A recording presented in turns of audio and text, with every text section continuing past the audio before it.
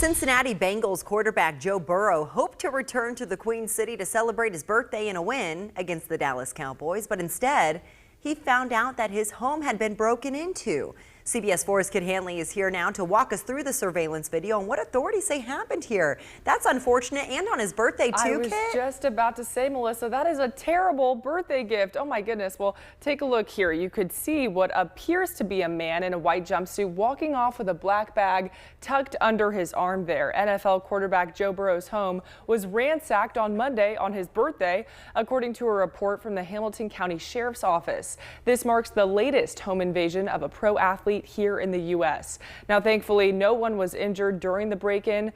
According to the AP, deputies haven't released any information on what items were stolen, but a person employed by Burrow arrived at the home and found a shattered bedroom window and the home in a state of chaos. The person then called their mother, and then 911 was contacted. A PIO with the sheriff's office says investigators are exploring every avenue. Now, this burglary also shines a light on an alarming trend here recently, as both the homes of Chiefs players Patrick Mahomes and Travis Kelce were broken into in October. Then last month, Milwaukee Bucks forward Bobby Portis had his home broken into as well. Melissa. Oh, that's awful, Kit. Thanks for those updates. A teacher in Central Illinois was inspired by a Facebook post to spread Christmas joy. Samantha Binion says she messaged her neighbors, asked them to put up a 12-foot Santa in their front yards along with her own. Here it is. Now, before Binion knew it, giant inflatable Santas started going up around town. There are now 30 inflatables on their main street alone. I don't know next year if we just add more Santas to town, or maybe we give a friend to Santa next year with another inflatable. We'll just have to see. Well, more neighbors say they want to join in. However, local stores are currently sold out of the giant inflatable Santas because of this. Krista, I'm obsessed. I love this idea. That is really funny. I like that all the neighbors got on board. Fun fact, there is a street right here in Indianapolis that does the exact same thing. Oh! Yep, it's in the Meridian Kessler neighborhood. I go down it every holiday season because I think it's hilarious. Are they up now? Oh, I bet. Oh! I haven't been there yet, but I bet they are. By. It's a whole stretch of the street, and everyone has the same exact inflatable Santa in their yard. It's great. That is fantastic. Recently, I drove by a house that had a giant inflatable Santa with a giant inflatable reindeer, but it was just the one home. So, yeah.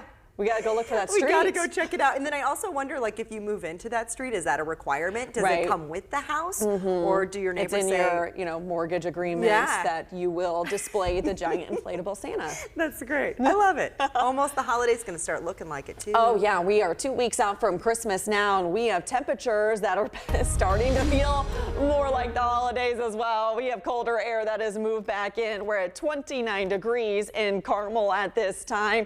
We have temperatures that are more than 10 degrees colder than they were this time yesterday. But yesterday we also had quite a bit of a fog issue. We aren't seeing anything like that this morning, so no visibility concerns to start you out the door for your Wednesday. Live Guardian radar, while we are quiet here in central Indiana now, our southeastern counties did have a few flurries and some light snow showers overnight into early this morning. So as you're traveling in these areas, so I'd say Decatur County, Bartholomew County, out into Wayne, Fayette counties, maybe a couple of slick spots. Not expecting widespread issues, but that potential is there. So keep that in mind during your morning commute. Our main snow chances for today are sitting off to our north and west. We're seeing these clusters of snow showers coming out of Iowa into western Illinois. That is going to slide across the state as we head into the afternoon hours, is when we're tracking those primary impacts.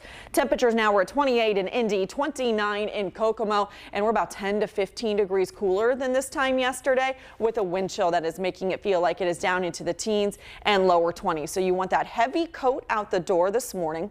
On into the afternoon, I do think by late morning, early afternoon, we actually brighten up skies a bit more, and then those clouds will be increasing as we get into the lunch hour and on through the afternoon, with snow chances that'll be on the rise. Favorable timing will be 1, 2 o'clock and beyond, and that will impact the evening rush today. So keep that in mind as you are planning your traveling for today. The afternoon and evening hours could get a little bit dicey, especially as we have these scattered snow showers that come on through. We're not expecting much accumulation, but again, coming in time for that evening rush. This is 4 p.m.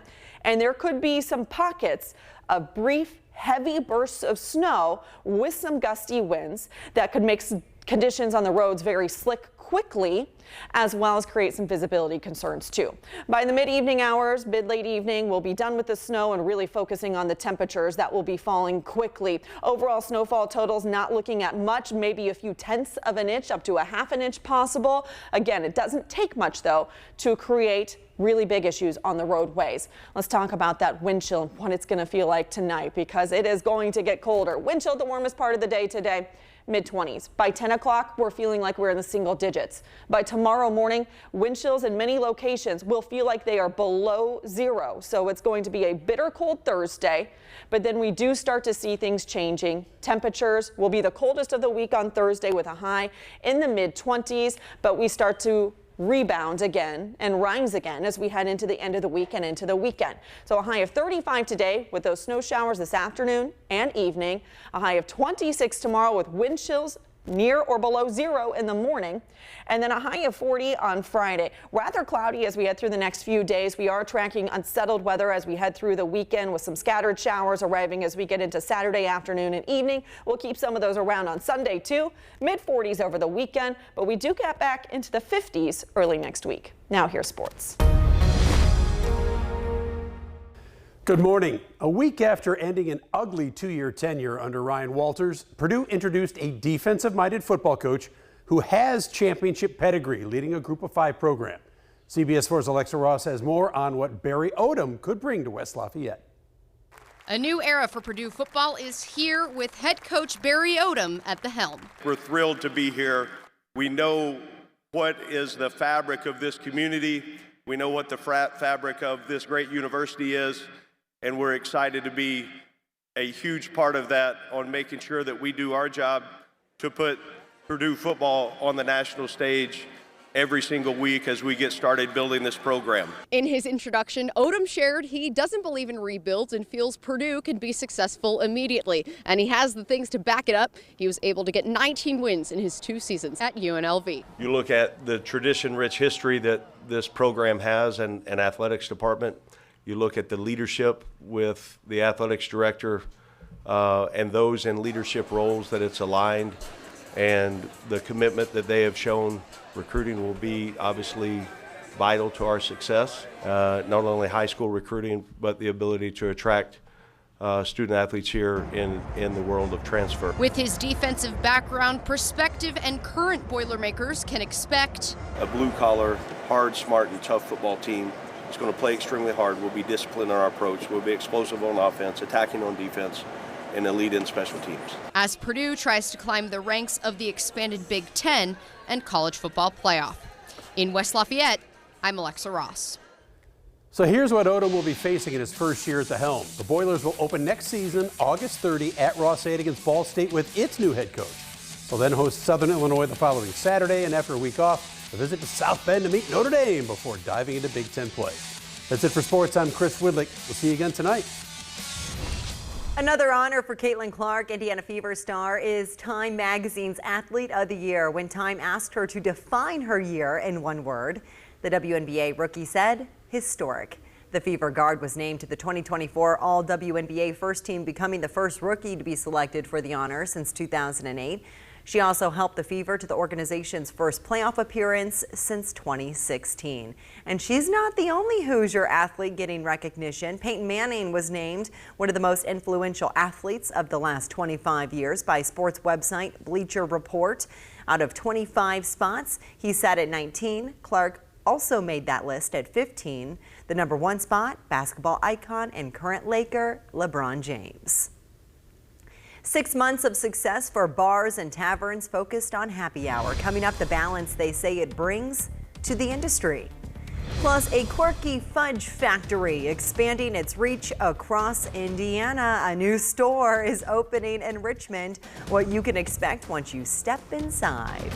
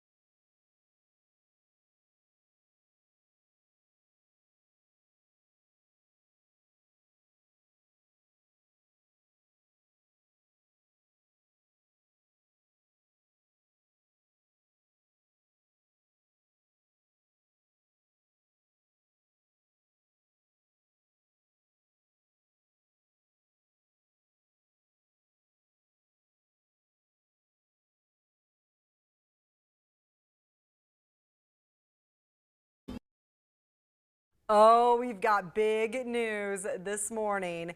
You've seen the signs as you drive down the highway, I'm sure of it. The Uranus Fudge Factory opens next week in Richmond. It's located near the I-70 and US 40 interchange at the Ohio state line. The 15,000 square foot store is stuffed with candy and sweets. There's even a mini golf course and a gas station there. The general store and ice shop will also be open next Wednesday. Christmas came early this year for Indiana's bars and taverns. Back in March, Governor Eric Holcomb signed into law a bill repealing the state's ban on happy hours. The law went into effect on July 1st. Now, we went back to the location of the bill signing, the Whistle Stop Inn in downtown Indy. The owner says he can see the effect on the bar's balance sheet. Yes, we absolutely can. There's definitely been a steady uptick in business from the hours that we run the special.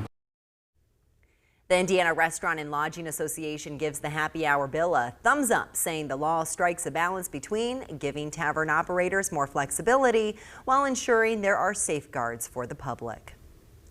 An Indiana College's aviation program about to take a new flight. Inside Indiana business reporter Mary Rachel Redmond has details. Vincennes University is spending more than $6.6 million on airplanes for its Aviation Technology Center in Indianapolis. 9 planes will replace the current fleet. One trustee says the planes are among the safest in the aviation industry. Roche Diagnostics says it's developed blood tests to help rule out a diagnosis of Alzheimer's. The test shows if someone has amyloid pathology, which is one of the hallmarks of the disease. The blood test is being developed in partnership with Eli Lilly. The goal is to provide early detection for patients. And 10 Indiana hospitals have been named among the best in the country for maternity care by U.S. News & World Report. The list includes 6 IU Health hospitals around the state. The high-performing designation was awarded to nearly twice as many Indiana hospitals than last year's list. Be sure to tune into Inside Indiana Business with Gary Dick Sunday morning at 8 on CBS 4.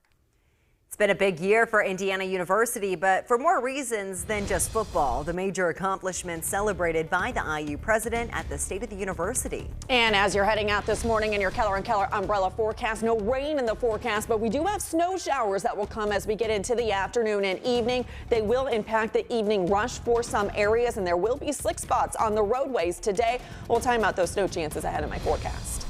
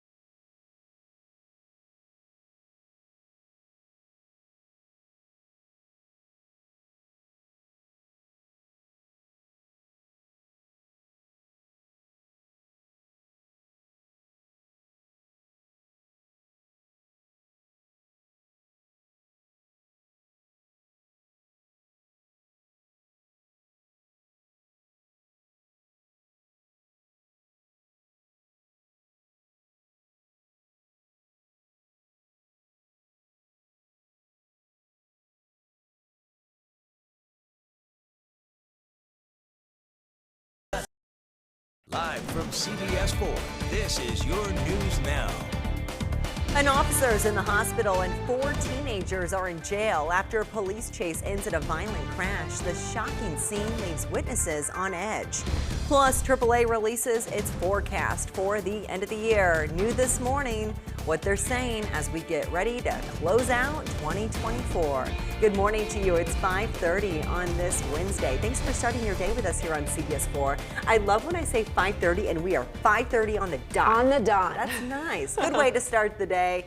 On time. Yeah. Hopefully you're waking up on time. Right. Hopefully you're waking up on time, and hopefully you're prepared for what's to greet you out the door. It is much colder outside, and it's actually going to get worse as we head over the next 24 hours. Are you ready for some snow, Melissa? Yeah, okay. It's coming in, even if you're not. It's coming anyway. So that's what we have in the forecast for today. Colder temperatures and snow chances, and that'll come primarily into the afternoon and evening. There will be impacts to the evening commute, so prepare on taking it slower as we get later into the day and those start to move on in. Out over Indianapolis, Indianapolis Zoo, we're at 28 degrees. We actually have a fair amount of clearing in our skies right now. No visibility issue. We had that dense fog yesterday morning. That is not the case today. Live Guardian radar, pretty quiet. We did have some flurries and light snow showers pass through our far eastern and southeastern counties last night into this morning. So this morning, I still wouldn't rule out maybe a couple of slick spots out in these areas, but most locations are going to be just fine as you're going through your morning commute. We're 28 degrees in Indy, 29 in Kokomo. We're running about 10 to 15 degrees colder than this time yesterday. It feels like we are in the lower 20s and teens. And then as we get into the afternoon, those snow chances arrive, especially after we get about 1, 2 o'clock and beyond through the evening commute on into the mid-evening hours, and then those snow chances die on down. We'll talk about how much we could see, another snow chance for tomorrow, and then frigid temperatures as we get into your Thursday. More on these changes ahead of my full forecast. Melissa? Thanks, Krista. This morning, we've learned 4 teenagers are in custody after a high-speed chase through the streets of Indianapolis yesterday afternoon. It ended in a violent crash that sent a police officer to the hospital. CBS 4's Cameron Riddle shares the details from a woman who witnessed the aftermath. Cameron? Melissa, good morning. It's all started at 30th and Riverside. That's where someone was firing shots out of a car. Police were able to locate that car, and that is when the pursuit started. They're picking up a little bit. We're at 85 right now. Army medics in Fall Creek at 30th. We got a police car. That pursuit ended just before 3 Tuesday afternoon at 30th and Fall Creek Parkway with a suspect's stolen car hugging a light pole, and an IMPD squad car flipped on its side. 2 of the suspects ran from the vehicle but were eventually caught. In total, police told us there were 4 suspects in that car, 3 15-year-olds and 1 14-year-old. All of them were taken into custody. Sharon Hamilton was one of the people who saw the whole thing go down. I don't approve of the kids. I think that is horrible. These kids are out of control, and parents need to get more control over their kids. Yeah. It ain't getting better, it's getting worse. Right. Stealing cars, you know, and everything and all. It's not good. Investigators also located a gun at the scene. The police officer who was chasing them was checked out at a local hospital, but we're told his injuries are not life-threatening. We're live this morning in Indianapolis. I'm Cameron Riddle, CBS 4 News. Thanks, Cameron. New information in a deadly double shooting we first brought to you yesterday morning. The shooting happened at the Colonial Park Apartments on the east side. The Marion County coroner has now identified the man killed as 26-year-old Walter Lockhart Jr. IMPD says a woman remains critically wounded at the hospital but will survive. Detectives initially detained 3 people but have since released them. Police think it started as some kind of argument. It changes so many lives when somebody gets shot, and especially when they're killed by gun violence like that. There have been 4 homicides since September in this half-mile stretch of East Washington Street, A family is suing IMPD and federal court for a man's sudden death after police stunned and restrained him during a mental health response. Last week, a jury found 2 IMPD officers not guilty of criminal charges in the death of Herman Whitfield III. On Monday, a federal court lifted a stay on the Whitfield's family's wrongful death lawsuit, which means it can now advance. The federal court has not set a date yet to pick up the case. Better pay for educators is among the top priorities of the Indiana State Teachers Association this legislative session. The association outlined its 2025 goals yesterday.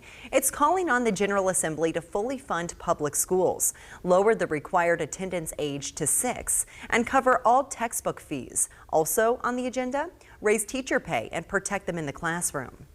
Governor-elect Braun and various members of leadership from both parties have talked about all of these things as being priorities. They're priorities for them, they're priorities for us. So we're looking forward to working together with them as we go through the legislative session.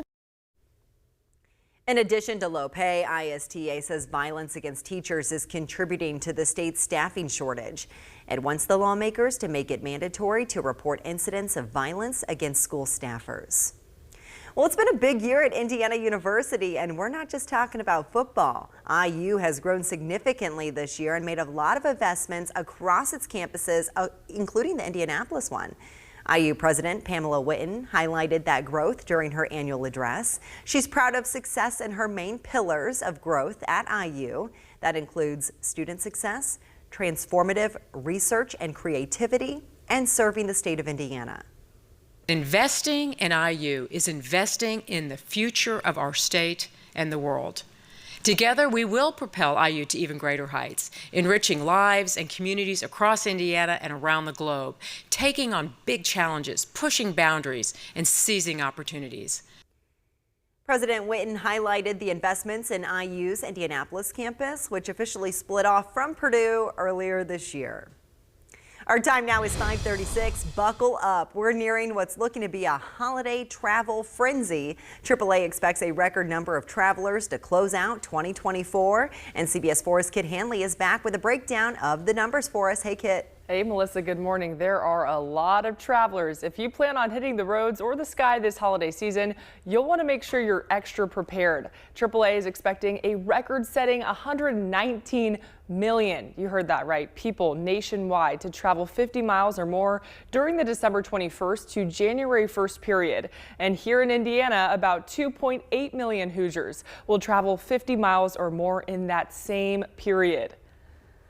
Even above the number that we saw in this same time period in 2019, pre-pandemic. So we've gone up since the pandemic, and we've also surpassed that pre-pandemic record now. Sure have. In 2019, that number was 2.6 million. Then in 2023, the number increased to 2.7 million. Griffith says that 90% of travelers will be on the road, so you'll definitely want to factor in extra drive time. And she says there are several factors that contribute to that, such as more flexibility and lower gas prices. Now, let's talk about the best time to travel. The weekend before Christmas will be the busiest time on the roads, with Sunday, December 22nd, expected to have the heaviest traffic. AAA recommends drivers avoid the afternoon and early evening hours. Instead, leave earlier in the morning or after the evening commute. Now, Melissa, as I'm reading this, I was freaking out because I'm actually one of those travelers. I just realized. So. Uh-oh, Kit. Oh, you know boy. what they say, pack your patience. That's my favorite line of the year. All right.